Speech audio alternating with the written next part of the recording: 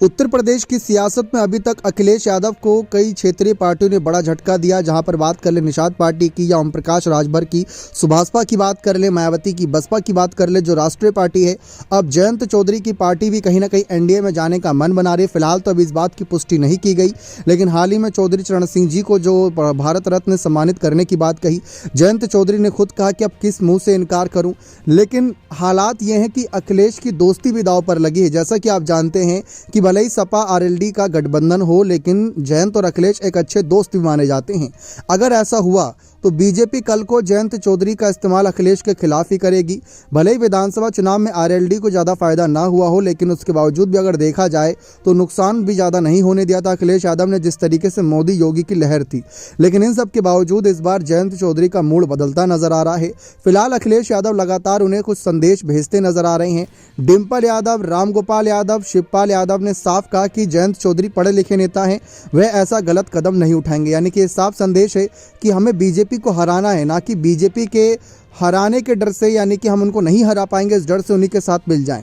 तो वह डर मन से निकालना होगा। उसके बाद अखिलेश की पार्टी यही संदेश दे रही है कि सबसे बड़ी मुसीबत बीजेपी की ही वजह से पैदा हुई। अगर इस बार बीजेपी चुनाव जीत जाती है तो अगली बार तो वह वोट देने का अधिकार भी छीन लेगी।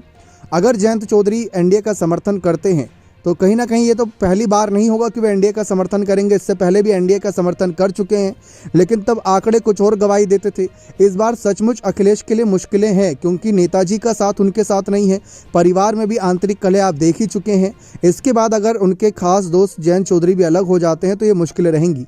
जयंत चौधरी जब इंडिया अलायंस की पहली बैठक में शामिल हुए थे तब भी कयास थे कि वे एनडीए में जा सकते हैं, लेकिन दूसरी बैठक में जब शामिल हुए, तीसरी बैठक में भी शामिल हुए, चौथी बैठक में भी शामिल थे, लेकिन उन बैठकों के दौरान जयंत सिर्फ यही सवाल किया जाता था कि क्या आप एनडीए में नहीं जाएंगे। तो जयंत चौधरी खुद ही कहते थे कि जो मैं एक बार बात कह देता हूं कि हम इंडिया अलायंस के साथ है तो हम उसी पर बने रहेंगे, हम अपने फैसलों से नहीं बदलते। लेकिन अब शायद जयंत का फैसला ही बदल दिया भारत रत्न सम्मान देकर चौधरी चरण सिंह को। लेकिन अभी तक जयंत ने अपना आखिरी फैसला नहीं सुनाया है।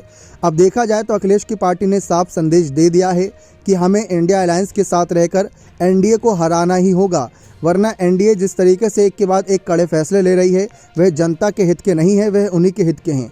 अब इतने बड़े संदेश के बाद अगर जयंत एनडीए से हाथ मिलाते हैं तो दोस्ती और कहीं ना कहीं दावेदारी दोनों ही दांव पर लग जाएगी।